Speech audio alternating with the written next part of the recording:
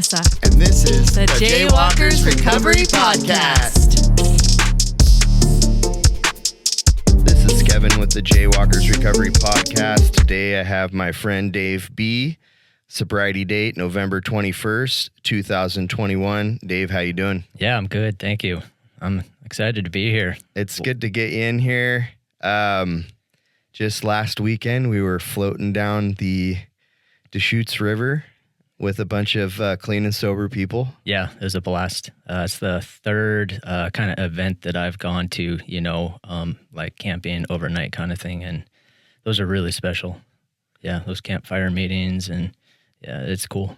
It's really like the first time when I first went on the trip was the first time I was like, I can have fun in sobriety. Mm-hmm. I can do this. This was a blast. Yep. So, we'd like to encourage you, wherever you are, to find the sober people and find the events. Yeah. Get involved, the campouts, and get involved. Yeah, absolutely. Yeah, Magruder was very early in sobriety, first couple months. And so there was that kind of, this is cool.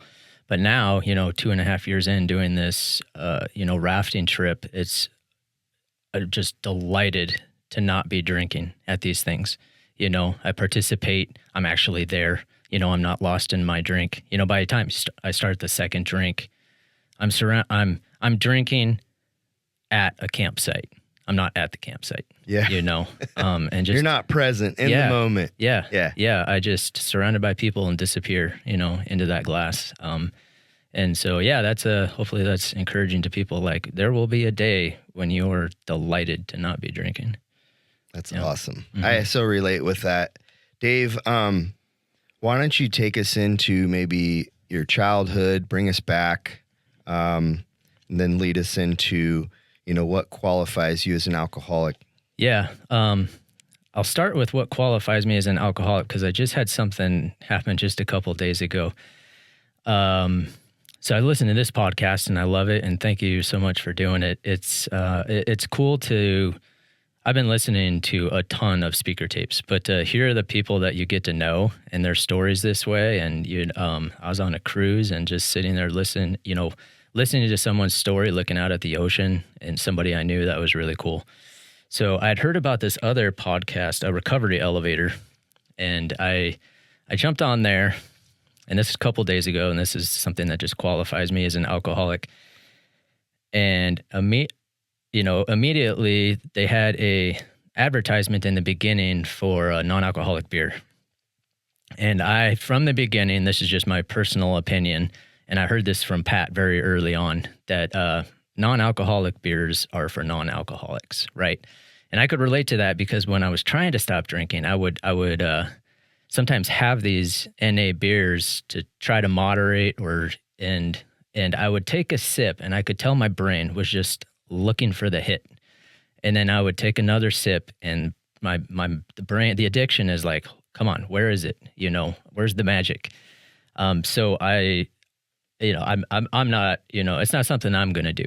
And my mom stopped drinking for a year, and she offered me an NA beer, and it's like, no, I'm not, it's just not something I do. And she's like, yeah, but I just like the taste. And I try not to give advice, but I was like, yeah, I mean, it doesn't taste that good. Like a Coke tastes good too. And so it's not worth the risk of losing sobriety to have the taste, in my mind. And then I leave it at that, like no judgment. I was at a concert with somebody, and, they got a CBD water, and I think they might have asked me what I thought. And I'm like, well, I don't take anything to enhance the experience, So that's my view on this stuff. I've been kind of not preaching it. I preach it in my head, but I try to moderate, my thoughts when I actually talk to people. Like, that's not for me. This Recovery Elevator podcast, they have this like beautiful advertisement for an NA beer, professionally produced. And in that moment, I was like, oh, that sounds good. I just picture this amber pint glass, with, it's hot outside, just the head of foam at the top. And I was like, maybe that's not such a bad idea. The window of rationalization that I could do this opened just enough to where, that kind of obsession and insidious thoughts just worked their way in. So that was, and then I caught myself immediately. I'm like, yep, that's the obsession. Just looking for an excuse. I think I would find myself like having an O'Doul's or an NA beer, and I'd be chugging them. I'd like be drinking them alcoholically, like trying to like catch a buzz. Yeah, I read an article of a guy who did exactly that. Is drinking them on the way to work, and it's crazy. And then I had another. So that's kind of the obsession of the drink. And then one of my character defects came out. Is like, this podcast is bullshit. They're out here killing people. I immediately get all judgy. And like they got this woman on who's got 6 days of recovery. I got nothing to learn from her, and I turn it off and I write it off. And of course that's not the case. It's probably be very helpful for me to hear a story and remember what it was like. So within those like 30 seconds, a couple things of like yep, I deserve that. Oh wait a minute, no I don't. And then I got straight into the stinking thinking, as they say. But yeah, okay, that's kind of long-winded. That, is something that happened that qualified me. So I'll go into the childhood, just start there. And if there's a new person who this is their first podcast they're listening to, make sure you go and listen to some others, because I don't have a very exciting drunkalog, and a lot of people might not identify with my story. There are going to be other stories out there that's like, oh yeah, I can identify. I can relate to that. Mine might not be that. And what I also should say, as I get started, is when I first read the book, my program's Alcoholics Anonymous. I know that you don't endorse one or not, but that's worked for me. And when I first read the big book, a lot of it didn't speak to me, but I remember this line of, you might have to help me here, but, it wasn't our problem. It was our solution. Drinking wasn't our problem. It was our solution to our problems. We had to get down to causes and conditions.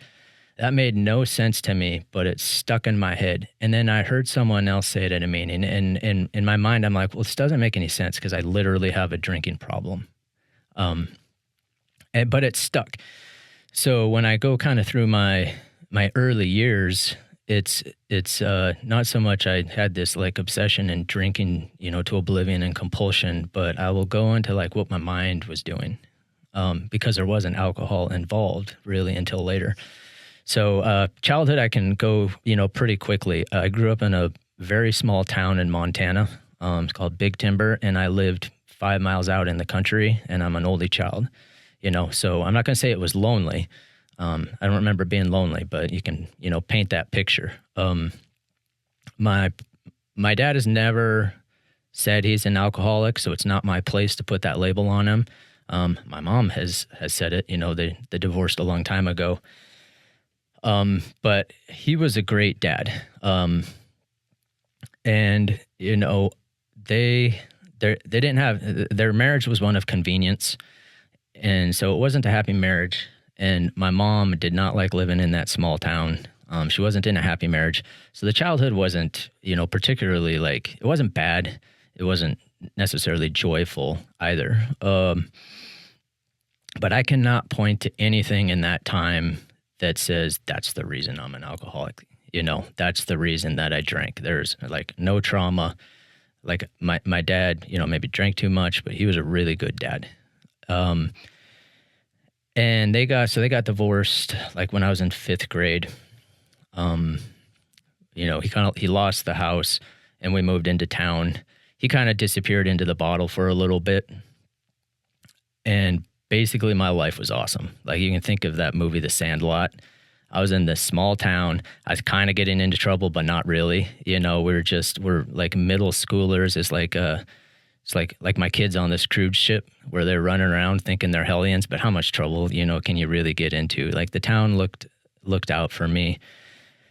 And I was comfortable in my own skin through all of those years, all the way up to 8th grade. I remember, I was quote unquote, had good friends, popular. Life was really good then. When I get into high school, something between 8th grade and high school, I got really uncomfortable in my own skin. And now that I've listened to all of these stories, and Elias talked about this, for some reason people don't know what their place is in the world, don't quite understand themselves, how they relate to others, and a lot of times they take that first drink and everything makes sense. And I've heard that over and over and over. So I had those same feelings, like I didn't fit in. But I found a solution that was different than alcohol, and I'll try not to, dwell on this too much. But when I got into the first meeting I went to was a Living Sober meeting where they read out of the Living Sober book, and it's not so much the program of action, but it's like how we all kind of are, and part of that in there is that we don't take it easy. We look for, kind of outside validation. We get involved with too many projects. We have too high of expectations of ourselves. We can kind of obsess about things like plenty of these stories. And when I'm uncomfortable, so what I do is I stay really, really busy. My whole high school career is to not sit still with myself. And so I did every activity that is possible. Like my dad lived in this town for like 50 years, and we sat down and we're like, is there anyone who probably did more stuff in this school than me? And we were like, probably not. Every single sport, football, track, soccer, basketball, cross country, every one that was possible. But then I also I was in band and jazz band and marching band and on the school paper and a volunteer for the girls' volleyball team. I'd get to school with the lunch ladies at like 6:30 in the morning every single day for 4 years, and I'd lift weights and I'd do my homework. I'm just a 15-year-old getting up at 6 to go to school 2 hours early. And then there would be sports, and then jazz band would go till 9:15. I'd be at school for 15 hours. And then in the summer times, I worked 2 jobs. I would, I work construction in the day. It's like 90 degrees out, during the summer. And then I worked at a restaurant at night, started as a dishwasher, went to cook, and then went to like a waiter. And it was a really nice restaurant, even though it's a small town. Like people would come there. So there's high expectations. I'm making a ton of money with absolutely no use for it. I had uncashed checks on my desk, piles of tips. My dad finally admitted he would come and take some, because they were for a small. He was an attorney. It was a small town attorney, so it wasn't rich. But I didn't have any need for that money. I didn't use it. They gave me a car. I was pretty well had what I needed, and I worked 18-hour days. I didn't work construction Saturday, Sunday, but I was at the restaurant, and then I got the restaurant Monday, Tuesday off, and I was back out in construction. It was just bananas.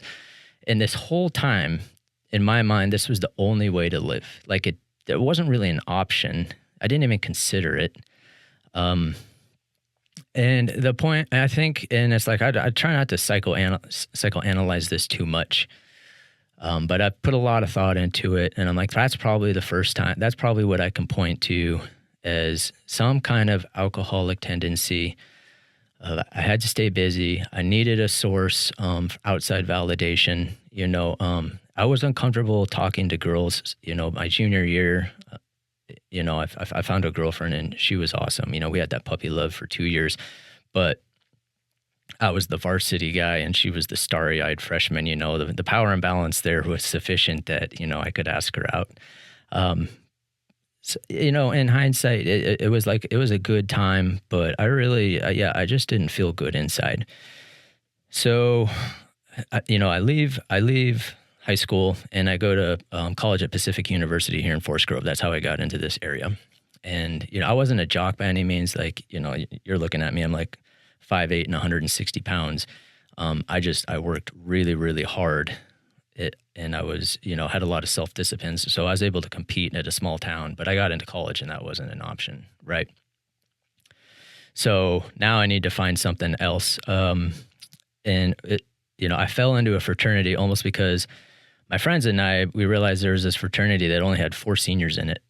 And, it's like, well, guys, if we pledge this, we're going to own it next year, and we'll own it for the next 3 years. And so we did that. And my, college career consisted of partying every Friday, Saturday night. I would drink until I threw up and then maybe start drinking again. But it wasn't alcoholic drinking yet. Like, I never felt a compulsion. Someone would crack a beer on a Tuesday. And I'd be like, what's the point of that? Like, why would you have, there's no party going on, And so if the party ended at 10 a.m., I was done drinking at 10 a.m. And so never do I remember one time where I compulsively drank, even though we were drinking all of the time. And so they say, like, alcoholism is a progressive disease. And, I had a friend in high school best friend in 8th grade, took one drink and he dropped out freshman year, and he was in AA when he was 22. Some people, it just nails them. And in my family, it's a slow burn. So maybe worth noting that I found my girlfriend of 2 years became my wife. She was a 10 out of 10 in every category that matters. I mean, she's just smoking hot. The good thing is that she was a little bit reserved, so I was able to approach her.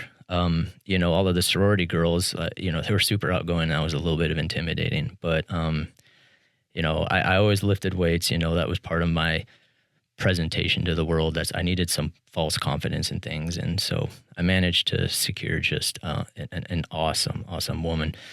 All right, I'll try, I don't take too long here. Oh, so we graduate and we move to Philadelphia.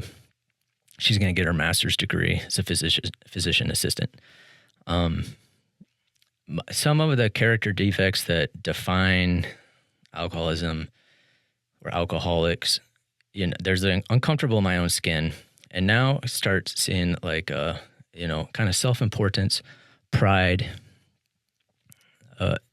insecurity, jealousy of, now I'm starting to think I need to acquire knowledge. I need to be smart and successful, to get outside validation. My grandparents on my mom's side were sort of that way, and I always kind of looked up to them.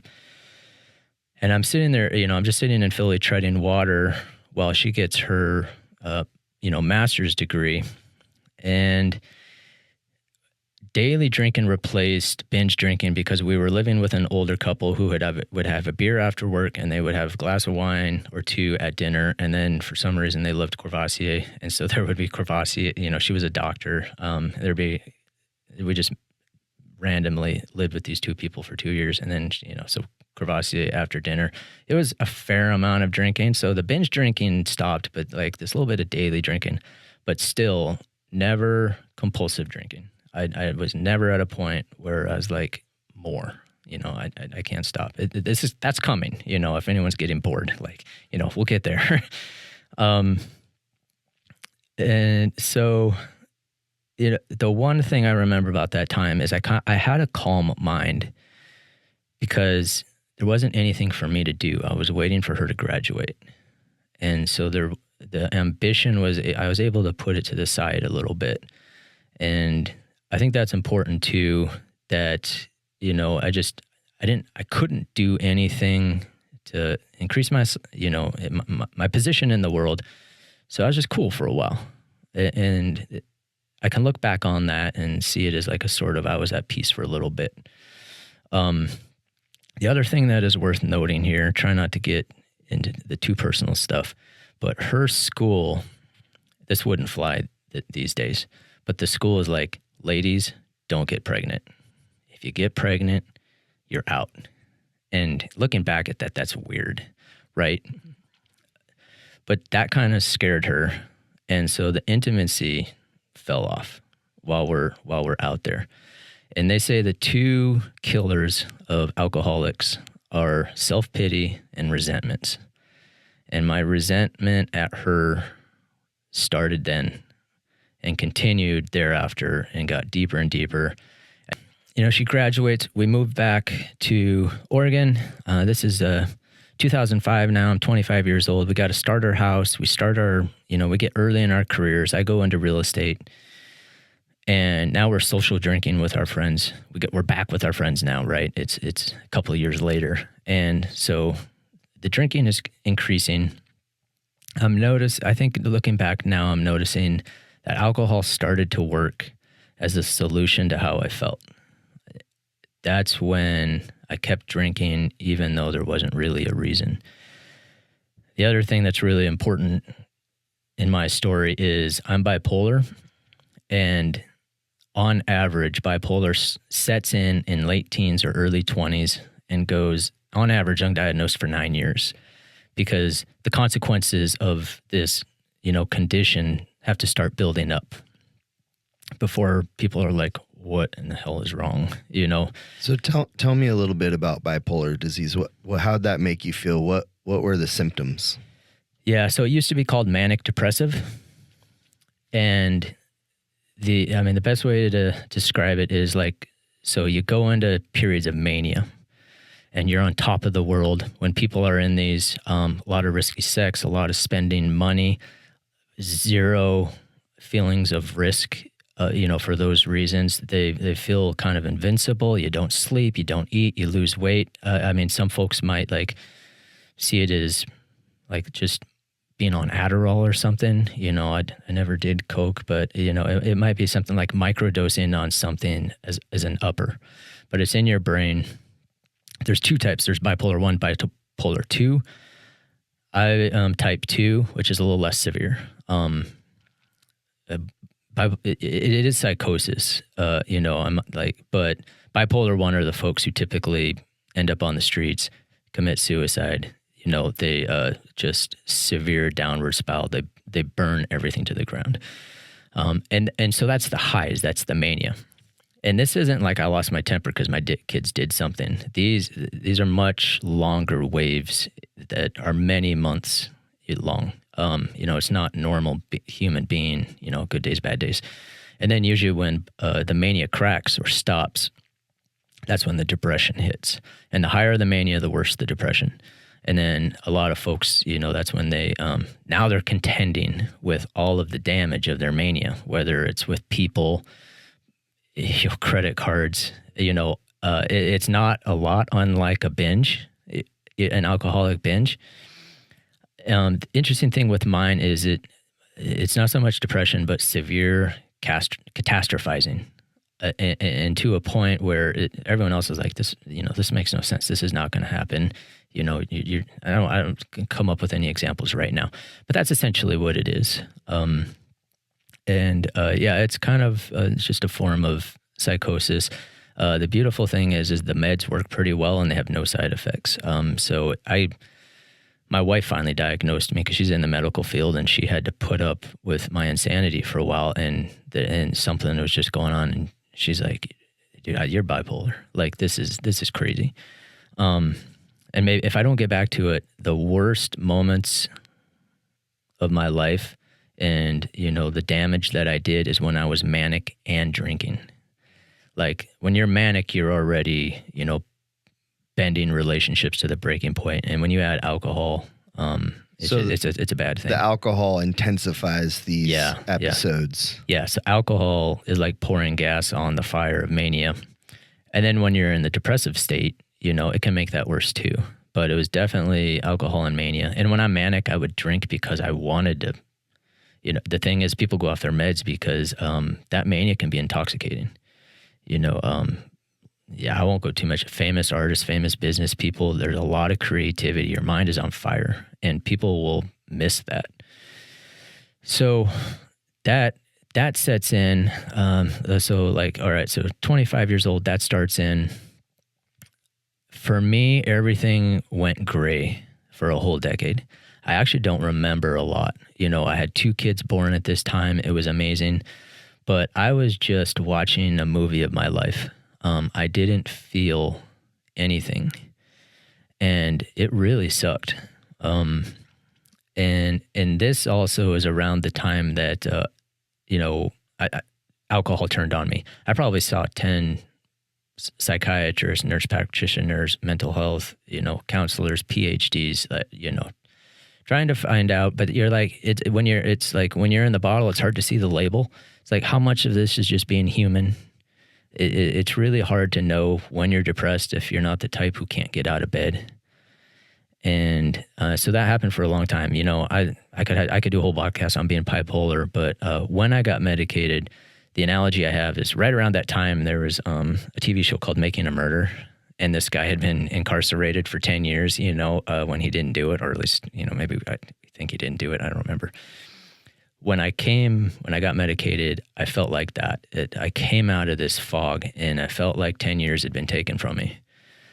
But, at least I got out, right? All right. So, back to alcohol. Alcohol turned on me in my 30s. This is when I started doing things like drinking a couple beers before my wife got home, so that when she got there and I opened one, it looked like my first. Like, these are the kind of just things that seem normal at the time, but you look back and and an outsider would be like, well, that guy's got a problem. What's the point of that? It exacerbated all of the other stuff I was going. I would quit at times. So now my character defects are taking in place. I've started a business at this point. I just had a job and I hung up my own shingle and I said I had a business, but it was really just a job in property management that I really actually hated the industry. But I'm a big shot with a business now. I needed to kind of start drinking a lot and obsessing over alcohol, but I was not going to sit on the couch and eat and drink a 12-pack of Budweiser, because that's what alcoholics do. So and I'm self-important, and like I said, trying to, my grandparents are intellectuals and all this stuff. So I found ways to hide my drinking from myself behind culture. So that would be, fancy whiskeys, good wine. These ways where I'm not drinking alone. I'm participating in culture, and look at this whiskey and the history behind it. I'd read books about how every part of society learned how to ferment something around the world, and it's like this awesome history book. And it's like, well, these guys had fruit, so they did brandy, and these guys over here had grain, so they did beer. And I'd read these books like this. I messed around with home brewing a little bit. I found a way to obsess about this. I was part of a nonprofit. We did a rare beer auction, and honestly, it was really cool. We got rare beers from all over the world. We would make like $300,000 for this nonprofit in a day, stuff that you would have to go to Belgium to get otherwise.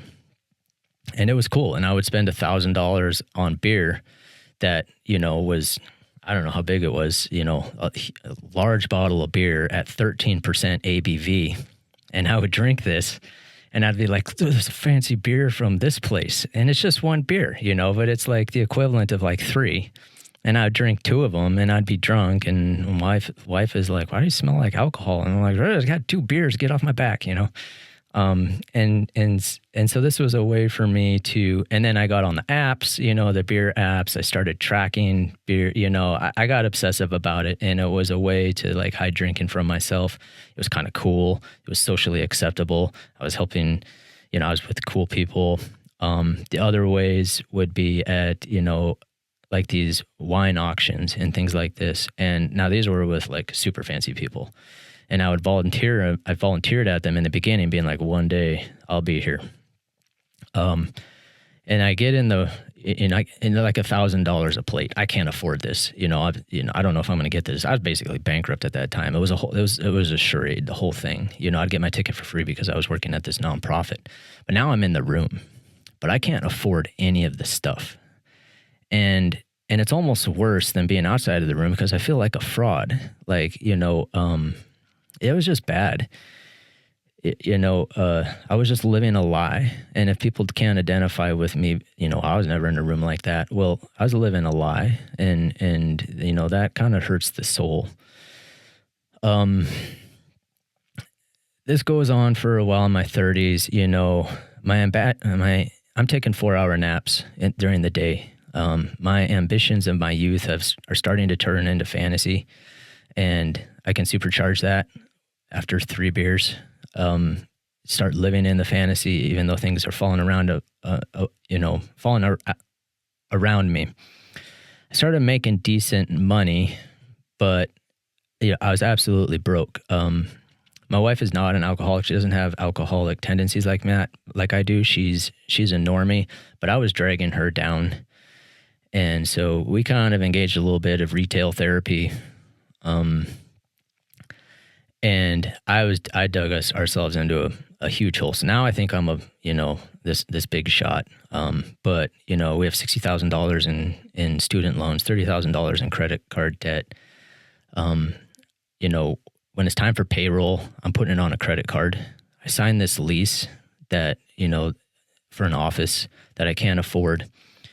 And we have $1,000 in the bank account, which for some people might be like, well, that's more than I had, but, when you owe it everything that we owe, and when you're making the money that we were making, like that's absurd, absurd. We were on the cusp of, I'd owe the IRS $70,000, and I'd have to put this real estate deal together. Bill kind of was like in this position when you read the book. I would have to put something together to bail myself out.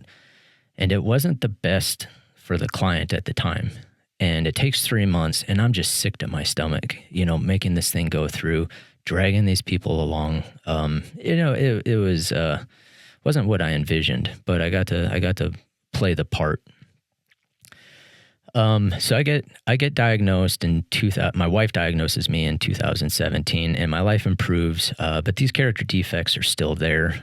Now I'm on the right medication. I come out of the fog, but I've still got all these ways that I'm uncomfortable. And I lost control of drinking about that time. Then it started becoming, compulsive. These are now things are going on where I stopped drinking hard alcohol and I switched to beer, and then or wine, and then I stopped drinking wine and I switched to beer. Because you can't drink as fast. Switch from beer to White Claw. It's like 5% alcohol.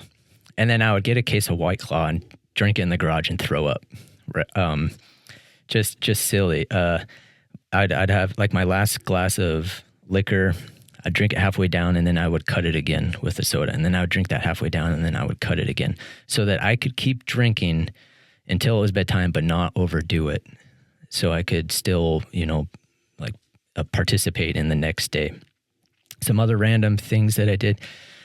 I heard that in Britain, they said, you can have 12 units of alcohol in a week and it's still healthy. So I started we have the calendar in our kitchen that's for like tracking the kids' activities. And I'm making check marks on it of how many drinks I've had that week. And, my mother-in-law comes in, she drinks like 1 drink a year. And she's like, what's this? And I'm like, oh yeah, it's just to make sure I don't drink too much. Not even occurring to me that that's a weird thing, to say to someone who's not a drinker. So these are kind of things that I'm doing now at this point. I am surrounded by people, and I'm alone at this point. I can paint a picture here where I'm in this nice house that we can't afford, with a sea of white granite, and we've got these really fancy knives up on the countertop, like $1,000, butcher. And remember, I'm not trying to brag. Like, we were destitute. This isn't me bragging, but here's $2,000 worth of chef knives that I'm looking at, and I'm picking out which one I'm going to use to cut my wrists. So that's how bad it was. They say, and Bill writes that we demand our more than our fair share of money and romance and prestige. I'm into it. All right, so what happened? That's where I was at. What happened? Usually something has to happen for someone to break and to walk into AA, because AA is a big step down from my head in the toilet, right? Rock bottom. Yeah, rock bottom. It's like, it's okay for me to make myself throw up at 40 years old. There's nothing wrong with that. There's no shame in that. But AA, like, this is the low. This is the last house on the block. Yeah. So the thing that happened, and I've quit for a year. There was one point where I quit for a year. It was miserable, but I quit. I quit for 3 months a lot. You know, there's something about those magic numbers. People are like, oh, if I make it 3 months, then I can reset and drink again. Or if I make it a year, then I can really, now I'm probably cured, right? And I can get back into it. So I've done this before.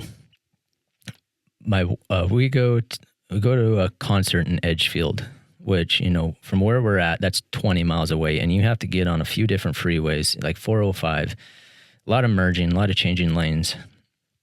And we go to this concert out in Edgefield. I haven't drank for 3 months. And so I talked to my wife. I'm like, I have a couple ciders, at this concert. And everyone just knows where this story is going. And it's nice, it's an upbeat, Michael Franti upbeat concert. It's hot outside. It's the end of August or beginning of September. I have my 2 ciders. They're with my kids who are at this point 7 and 9 or 8 and 10. And it's great. It's fun.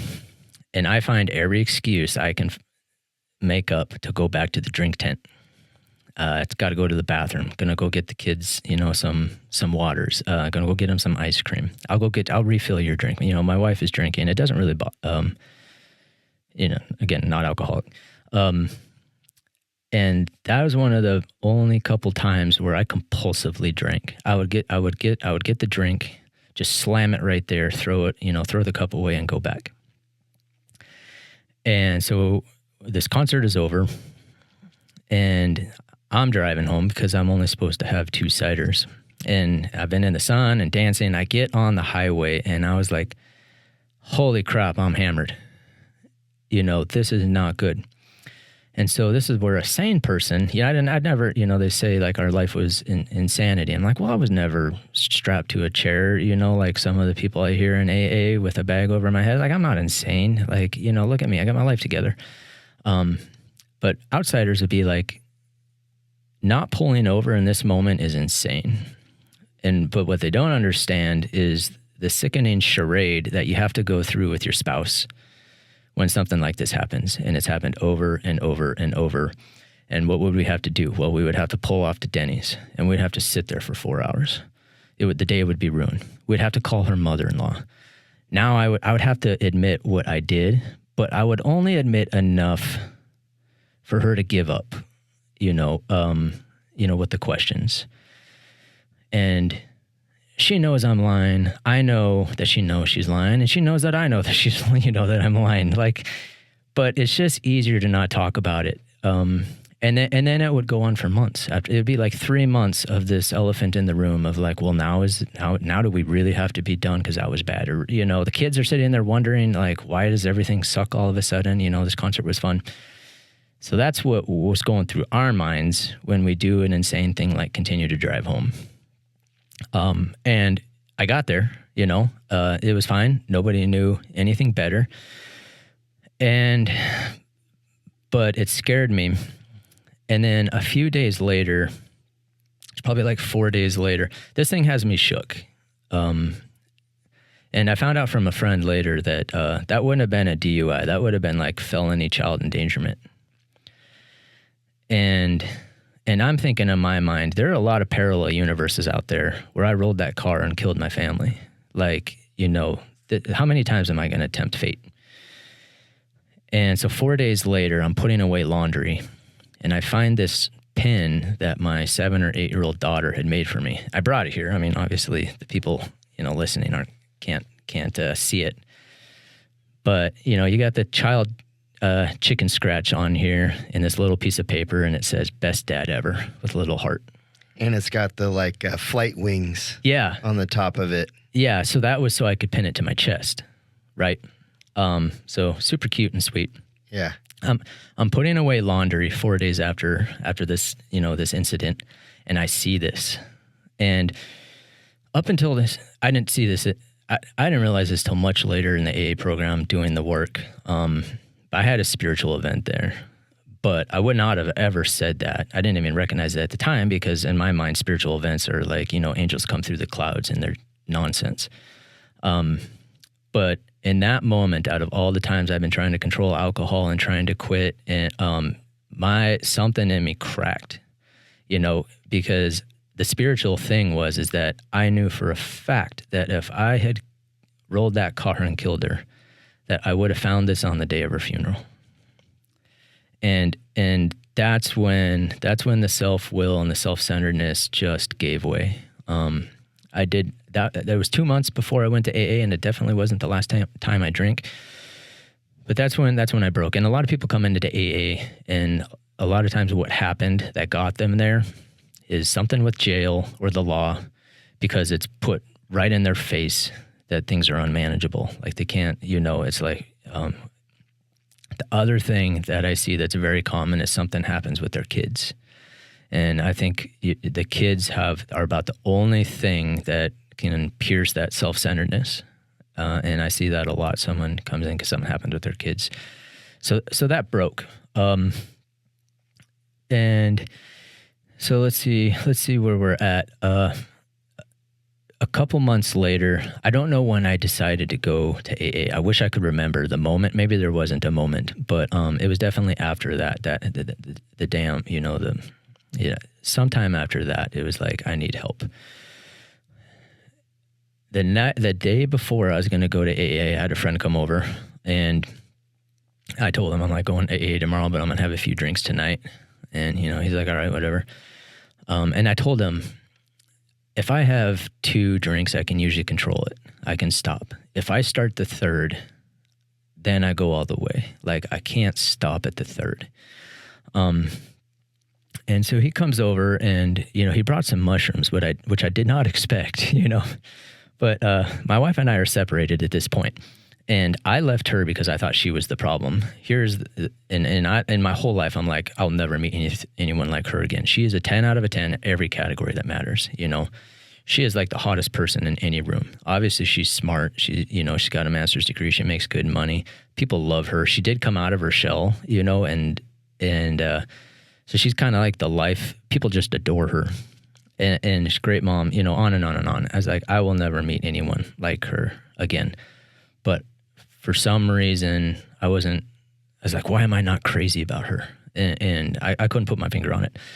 So we're separated. All right. So I'm in an apartment. So you're in this apartment. You've just hit rock bottom. You've decided you're going to go to AA. Your friend's coming over. You're telling him you're going to AA tomorrow, and he breaks out some mushrooms. Right. And we're just going to have a couple drinks. So I take the mushrooms. I have the couple drinks. We go to a club downtown. On the way there, the mushrooms are kicking in. And we get to this club, and and I order my third drink, right? And for whatever reason, my whole life, when it was time to make bad decisions, I ordered a double 7 and 7. I can't tell you why. But so I'm at this, and it is like, I'm not going to go into details, but it was kind of a weird place that I didn't belong. And I ordered this double 7 and 7. This is a kind of place where I can get into trouble.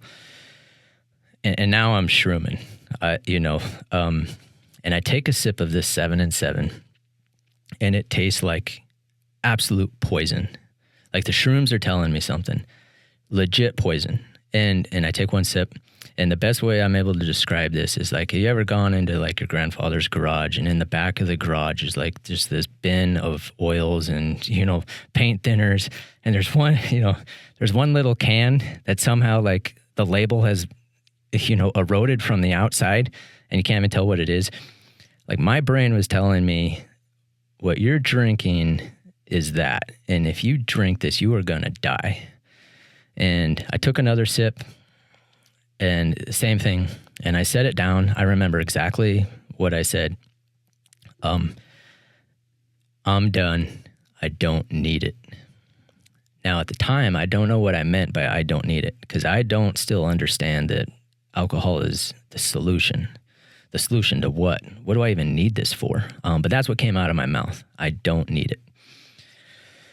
Now I'm tripping. I don't like where I'm at. I go home, and I have this other crazy spiritual experience. Now this is a real one, because I'm on shrooms. And thank God I was able to have a real one, because I think it's nonsense. So let me... I'm in front. It's dark outside. I'm in front of these big panes of windows. Like I have these big windows in this apartment that looks way out over the valley, and I see my reflection in it. And I'm wearing a Ducks kind of hoodie, like for running. And so the best way to explain this is the Harry Potter movies. They have the mirror where you see the best version of yourself. Like Ron goes in there and sees himself as the captain of the Quidditch team. I see me, but not myself, this other version of me who is unbelievably confident in not drinking. Because my hang up the whole time is being judged as weak for not being able to drink. And I'm looking at this guy, and I can't take my eyes away. Like, that's me, and he is supremely confident in himself and his ability to not drink. This hoodie that I'm wearing, it's a dry fit, tight fit. And I'd been working out, up to this point. The hood looks like a cape. Thing looks like a superhero uniform. I sound silly talking about this, but this is my brain, and I couldn't take my eyes away. Like it was just, I was at the point where I'm just gonna stay here because this is freaking cool. So that's how real it was. I am not advocating that people go take shrooms to stop drinking. This is just the experience I had. Then everything went to hell. It was terrible. Sweating, couldn't sleep. I was manic at this point. I was in a mania, like we talked about, and that broke. And then came the severe catastrophizing. And I was like, oh my God, I'm going to wake up and all my dopamine is going to be gone. All my serotonin, all these things in my brain are going to be gone. And I'm going to commit suicide. So I took everything that's sharp. I took all of the knives, scissors, razors. I roll them up in a blanket and I throw them down the trash chute, because I print out pictures of my kids and I put them around the apartment and I write this note to myself. It was like, this will pass, like just bananas. But I woke up and so I was fine. But now I have this other weird thing that happens to me. Oh, what I need to point out is I did a foxhole prayer to a God I didn't believe in. I'm cynical of people who believe in God. I'm not just skeptical, but like these people are morons. And we'll get into that a little bit later. I don't think that way anymore. But I'm having a bad time. So I say a foxhole prayer to God that, man, if you get me out of this one, yada, yada, yada. So I wake up and that fear of judgment and insecurity about not drinking that I have carried for 12 years, because it was about 10 years ago up to this point where I quit for that year. I did a blackout driving drunk from Portland. That scared the hell out of me. That's when I quit for a year. But the whole time, just judgment of not drinking. So I wake up from this trip / making a prayer, and that fear of judgment was just gone. Like someone had flipped off the light. I'm not a spiritual person. I believe in evolution and biology and psychology and philosophy and et cetera, et cetera. But I had to stand there and contend with the fact that this was gone. Like someone reached into my brain and pulled it out. And so I'm very grateful that I had that too, because this helps me later when people are talking about their experiences, and I can't deny it, right? And now looking back, was it the mushrooms or was it the prayer? Because now I've heard story after story of people doing these foxhole prayers and an obsession being lifted, right?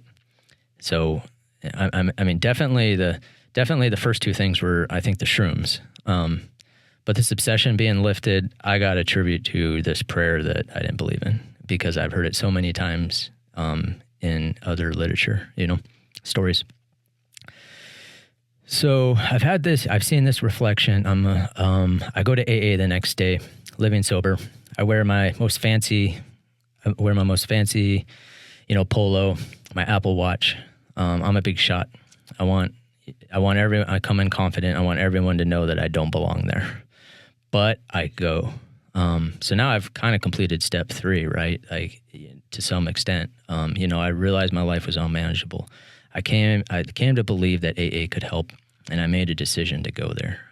So I believe by the time someone walks in the front doors, they have in effect taken like the first 3 steps. Doesn't mean that there's not more work to do, but they made a decision, and like no one wants to go there, right? So I just want the answers to the test. You know, I love my sponsor. He's like, you know, you're a Park Place drunk rather than a park bench drunk, you know, but you're drunk nonetheless. Living Sober book has this I don't think I'm an alcoholic. I say I'm Dave, I'm an alcoholic, because I would rather lie than be judged as being in denial by everyone in the room. So I say it. And then just out of sheer luck, God shot, whatever someone wants to call it, they just had started the book over, and there's this paragraph of what the experience of alcoholism is. And it's essentially trying to quit, not being able to, quitting for a while, coming back with 1, oh, 1 didn't hurt, 2, oh, that didn't hurt. And then it's this snare, and you end up right back to where you were. And it's these 2 paragraphs in this Living Sober book. I knew that book, pardon the phrase, was a distillation of the experience of millions of people. And I was like, I can't argue with that. Like, how can I say that this isn't me? Like, it fits me perfectly.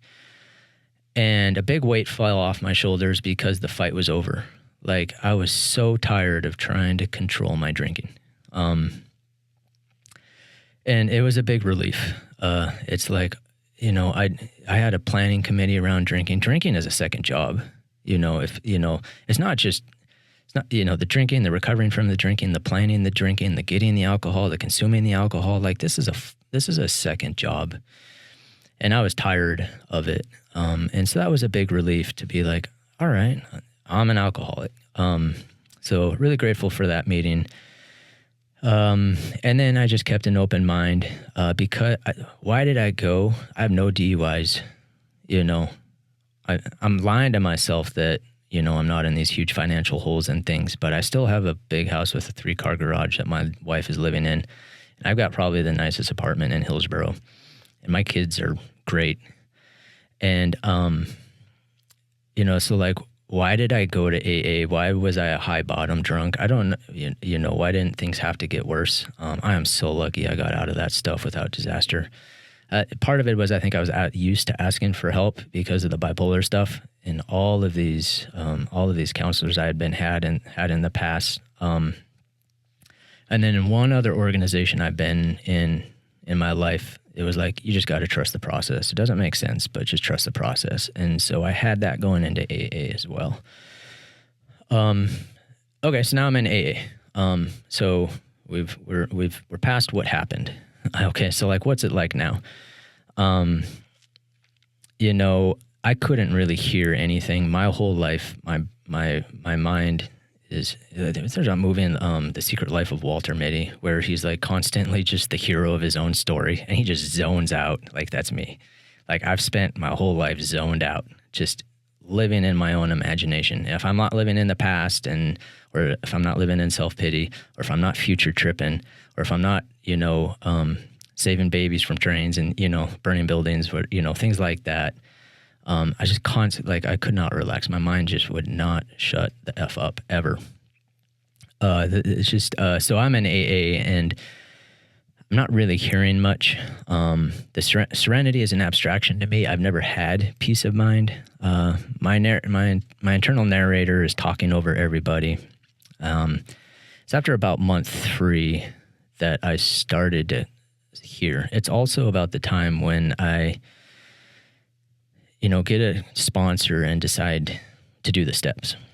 I still don't know why I decided to do the steps, because I was definitely too good for them. Like, they were not for me. They were for the park bench alcoholics. They don't make any sense, you know, but I had a feeling I was going to stick with it. And so a little bit out of ego, you know, if I'm going to be in AA, I'm going to be the best at AA, you know, and, maybe a little bit out of fear, you know, you don't want to go back out. And also just to get them over with. You know, if I'm going to be in this thing, I just want to get it over with. They don't look like they're going to work. I'll just tell people, you know, just do them against your better judgment. You know, no one came into AA looking for a spiritual program. It's been around 90 some years. It's in every single continent. It's every single city probably in the world. You know, it has staying power for a reason. Just be on my soapbox for a second. Like, you are not unique, which is not meant to be a diss. It's going to work for you too. Like, so I have these character defects. I'm starting to understand what they mean by alcohol was the solution. And so what's the problem? All right, the problem is how I feel. You know, the problem is jealousy. And I mean, there's this whole, you know, self-pity, resentment. You know, there's like egotism. The other one was envy that really got me. Every time I met someone who's more successful than me, just this gut-wrenching envy. And so now I'm kind of starting to understand that. I'm starting to do the steps to focus on this. Just a couple milestones that I've written down. In month 3, my mind started to quiet down. I started to notice at work that I could do more than 30 minutes on a computer without having a movie in the background or music. I could not focus on anything ever. And this is where I'm also going to go on a little bit of a soapbox and say, this was not, all of these benefits that happen to people are not because they stopped drinking. Like, people stop drinking and life still sucks. When you hear people up there talking about all the things that are going right and how good that they feel, it's because of the steps. It's because of the program of action. Like, just stopping drinking isn't gonna achieve all of these things that you hear about from people who are sharing. So because I'm doing the steps, because I got, 4 was pretty easy for me. Like, just put some things down on paper. 5 is sort of difficult. It's hard to admit secrets to people, but the relief that comes after it, it starts to work, and it works slowly. Month 6, after doing the steps, not month 6 of sobriety, I sit on I go for, long walks. I sit on this park bench, and for a moment, I get a sense of what real peace is. And in AA, they call it serenity. I just call it inner peace, because that just, serenity can be an abstraction. Like, what is it? Once you feel it, you get it. But I sat on this park bench and I was like, holy crap, I just feel good. I'm not chasing excitement, People are chasing excitement because it's another way to not feel stuff. It's better than the alternative, which is feeling like crap. I don't need excitement. I don't have all of these other things that are bothering me. I can just sit here. And then about 5 minutes pass, and I was like, well, better get up, got stuff to do, right? People to see. And my brain's like, no, you don't. Just sit, it's going to be okay. So it's just something that I remember somewhere around month 9. So I'm in an AA meeting at one time, and I hear this woman talking about her spiritual experience. And she's like, I saw the wind in the trees, and I was like, there must be something out there. This is early in, before I'm doing the steps. And in my mind, I'm like, oh, you poor simple woman. If hot air rises, it displaces cold air, and that makes wind. Like, what am I supposed to do with this? But I don't remember a lot. We've been in hundreds and hundreds of meetings. You don't remember everything that people said. But for some reason, that one stuck in my head too. It just stuck. And number of probably 9 months into the steps, I'm walking through a Renko Nature Park over there, and there's this breeze, and it hits me that, okay, I can explain how it works, but I can't explain how it feels. Like, if an alien came down, I would not be able to explain the difference between a cool breeze in July and a strong breeze in December. And that's like, there's something inside me that's not intellectual, not emotional, not physical. It's something I can't feel or touch. Spirituality. But it's something I feel, and then I kind of got it. And now anytime I feel a breeze or wind of any kind, it kind of brings me into the moment. And so that was my sense. I'm working on a higher power at this point, right? And then, month 10 is, more or less. But, month 10 is when I subconsciously realized that I came to AA because I knew somehow the way I felt was tied to alcohol. What they say in the doctor's opinion of the book, that their alcoholic life was the only normal life to them. I couldn't really imagine life without alcohol, so I didn't really see it necessarily as a problem, even though I went to AA. But now I get it. Okay, it's the way I feel. Is somehow I made that connection, that I feel like crap and alcohol is somehow involved. Another milestone. I don't want to make this the longest podcast that you've had so far, but another milestone is right around a year. I noticed for the first time ever, I started looking this guy in the eye. I looked at someone in the eyes, and this is my first employee. He's probably 12 years younger than me. I'm kind of his mentor, and I realized I'm sitting in Big Pink. I know exactly where I was downtown. We were in a meeting, and I catch myself looking at him in the eyes. And then I realized I have never looked at anyone in the eyes my entire life. And then I'm weirded out. I'm like, how long are you supposed to look at someone in the eyes?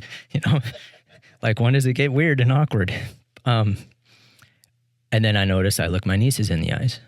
I look my kids in the eyes. I'd read the book, Dale Carnegie, people love to hear their name, How to Win Friends and Influence People. Call people by their name. Be like, thanks, Kevin. Hey, Kevin, how are you doing? People love to hear their name. I could never bring myself to do it, and I couldn't understand why. So I had fear of people. I really did, even though I had, worked with people my whole life. I got people to do business with me, had friends, and, I couldn't look at anyone in the eye. So that's another thing that I just noticed around. I think it would be interesting that if someone went back a year and a half later after the steps and wrote their own promises to them former selves, that would be interesting, because we all have such wildly different experiences. I had heard some guys I finally took a solid shit, It's put it on your promises list, who would have known? All right. Kind of wrapping up here. So this guy who is cynical about everything higher power, religious, God, I'm working on this. And when I came in, I thought that, you talk about spirituality, higher power, God, and religion. Now, in AA, no one almost ever talks about religion. So if anyone is wondering about that, let me just put an end to that right there. Almost never comes up. I thought they were all the same. I thought you were just leading me to the trap with spirituality, and then eventually you were going to snare me and be like, all right, you're coming to Sunrise on Sunday service, So it took me kind of a long time to slowly piece together my concept of a higher power. And I was just bringing it from everything else that I understood and values that I had. It's all right. I read this book called Sapiens, and it's the history of our species, starting with the creation of the universe, all the way down to and it's not that I'm saying I believe this or that this is right. I'm just saying that this is something. And then it's a evolution of the species, and then the ability for everyone, for our species to come together and create a civilization and look out for each other and believe in these, somehow all collectively believe in these fantasies that the United States is a thing and that LLCs are a thing. This is kind of really unique to people, that we can all just buy into these fantasies and be like, all right, this is the way it is. So I've taken these different pieces of these things that I already really like, and I'm starting to create a higher power. And some people, my original higher power was group of drunks. I come into AA, GOD, group of drunks. I come into AA, and he's like, can you turn your drinking problem over to a group of drunks? And I'm like, yeah, all right. It was really hard to quit. And as soon as I got here, it honestly hasn't been particularly hard. But I'm like, well, what about my bills? I can't turn my bills over to the guys at Captain's Table. How do I turn my life over to a group of drunks? And the sponsor's like, just don't worry about it. Keep it simple, one step at a time. So that's how I got in. If I'm not mistaken, your first higher power was the ocean. I think I've heard it, people, you can pick anything, maybe other than another person, because people tend to let us down. You can pick anything, it's just, at least I know I'm not God. All right, let's just start there. So I start piecing together my higher power. from these other things that I believe. And they say, like, how to do AA. It's honesty, open-mindedness, and a willingness. So I have a Jewish background. No one in my family has practiced Judaism in 100 years. I don't know hardly anything about it. But there's a couple people in the program that, became good friends, and we're talking about it. And they're like, you want to come talk to this rabbi on Saturday? And because I'm open-minded and because I'm willing and because I'm curious, I'm just like, yeah, sure. Saturday comes around. I'm like, oh my God, what did I get myself into? And I go talk to this guy, and, he says, we're not talking about Santa Claus in the clouds right now. And I was like, holy crap, I can't believe he said that. Because I've been thinking it, I've been thinking it. And something in there in my, small-mindedness cracked there too. And then even in the folks who now do go to these churches and stuff, I'm like, well, maybe they're not thinking of Santa Claus in the cloud either. And allowed it. So I only bring that up for folks to know, like, keep reaching. If I hadn't gone that Saturday, who knows, that, kind of what would have happened. I come to realize I honestly still don't like the word God, and I don't like the word pray. And I'm 2.5 years in, and I know I can fully admit to myself that I am just tied up with my own ropes about all of this, and I can drop them any damn time I want. But it's still kind of difficult. And, in our family, this thing with AA is kind of like a don't ask, don't tell situation, as far as these things go, because I wouldn't actually be able to understand. I wouldn't be able to explain it to them in a way that was like, we're not talking about Santa Claus in the clouds who is against women's right to choose. Okay. Turns out that's not what it is. But the conversation would just be weird. So I don't know, maybe someday. But I'm piecing together like all these parts of my higher power, like a sock puppet, like take something from over here and take something from over there. And like, here's my higher power. I still don't understand it. I still don't particularly like the words. I pray every day to a God that I don't understand. And I guess I'll just say it works, And so I still want someone to find a cross with nails in it that we can carbon date and find some DNA, My mind still is like, damn it, I need some kind of evidence. What better evidence do you need that it works for me? It's working. I feel great. I hated the Lord's Prayer, but I was open-minded enough to be like, well, AA seems to think this is important. Sounds like a big cup of Kool-Aid to me. It's like Father and kingdom and glory and trespass and evil, like this, But I broke it down into ways that I could understand. It's like, oh, all right, trespass doesn't mean, that the marauding, invaders, go through your village and, burn the village and salt the field and kill the men and rape the women and enslave the children. Like, it just means some guy cutting me off in traffic. Like, I just need to chill out, right? So I take all of these pieces, and so now I say the Lord's Prayer. This will be interesting if my family ever runs across it. But you know what? They're going to be like, hey, man, it's working. It's a lot. Whatever you're doing, just keep doing it. So I say that every morning, and it gets my day off right. I have another one, direct my thinking, be free from, self-pity, dishonesty. There's a whole nother one I say every day. And so they say over and over and over in AA, a God as you understand him. And I still don't understand him, but that's fine. It's a journey. Couple things to wrap up. I am so grateful that I did not get what I thought I wanted when I first went to AA. People like hear the promises and be like, everything's going to be great. And they're like, oh, I'm going to get this and this and this probably, once I get things straightened out. And it's like, probably not enough time to go into details, but I am all of the things that I wanted. Man, my life is so much better that I didn't get those things. And so I desperately wanted out of my domestic situation, all these resentments and self-pity against my wife. I thought she was the problem. There's some other things that we just didn't see eye to eye on.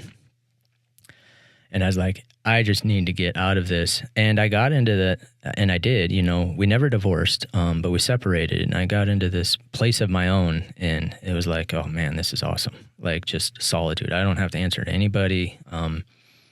Solitude gave way to loneliness.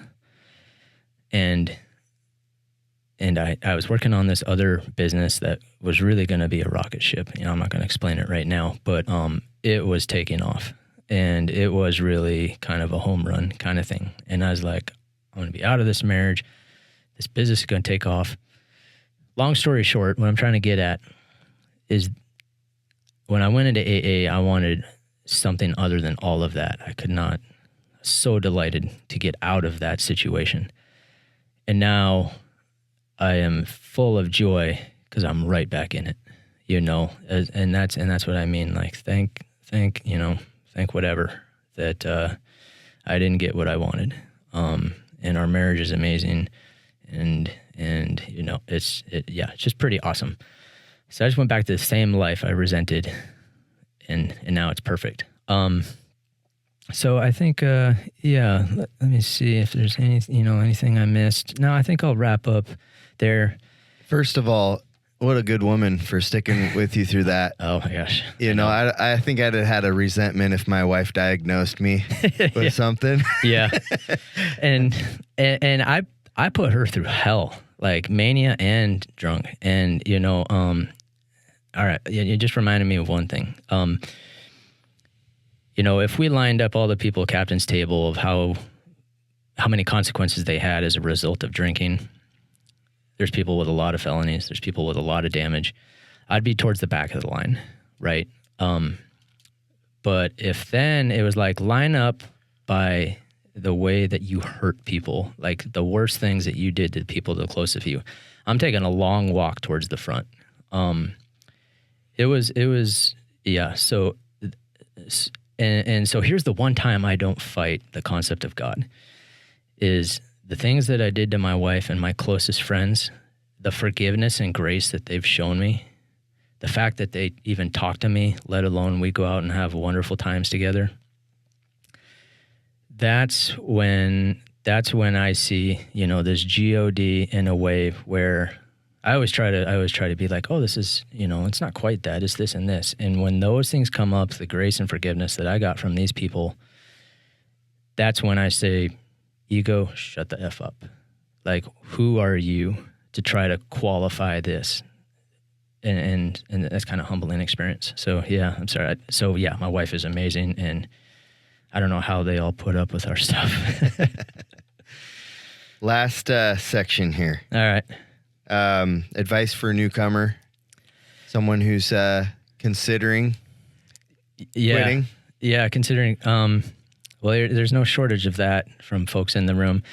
So it's hard to try to improve on the ones that are common, which is keep coming back.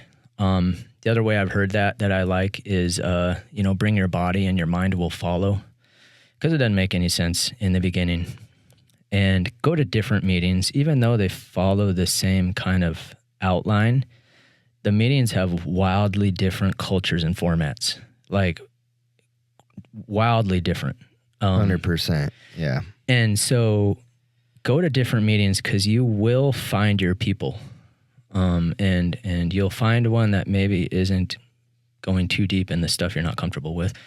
So yeah, keep coming back. They say get a sponsor. None of it makes sense. So why not hang out with someone who has some kind, at least you won't be as lonely, even if you're surrounded by people and you come in, you're lonely in a sense. You're not opening up to anyone. So get a sponsor before you start to feel better. The one thing I want to talk to, though, is because by the time people stumble onto this podcast, they probably are coming back. And when we say, oh, the newcomers, all the people in the room that have 11 months are like, oh, the newcomers, that guy over there I haven't seen before. I want to talk to those folks. When you get through 9, we get through the steps, maybe all of them, maybe some of them. We come into AA, and alcohol is on our back saying, you take one step off this path, I'm going to show you a new bottom, right?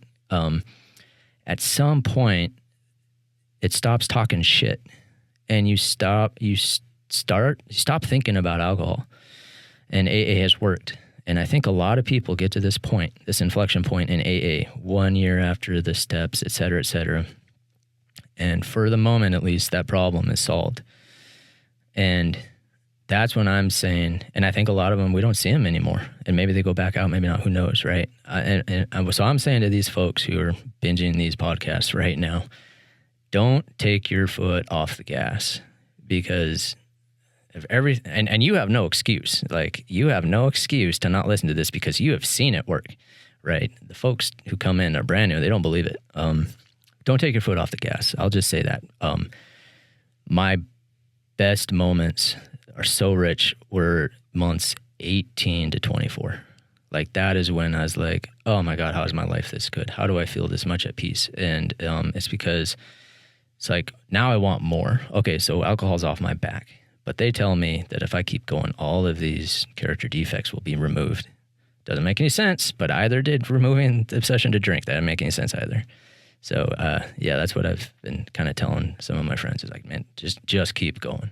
You know, you got to widen that door of willingness. Thanks for listening to the Jaywalkers Recovery Podcast. If you enjoyed the show, please give us a 5-star review on Spotify or Apple Podcasts. You can also join us on YouTube or Facebook for some bonus videos and pictures. Thanks again for tuning in.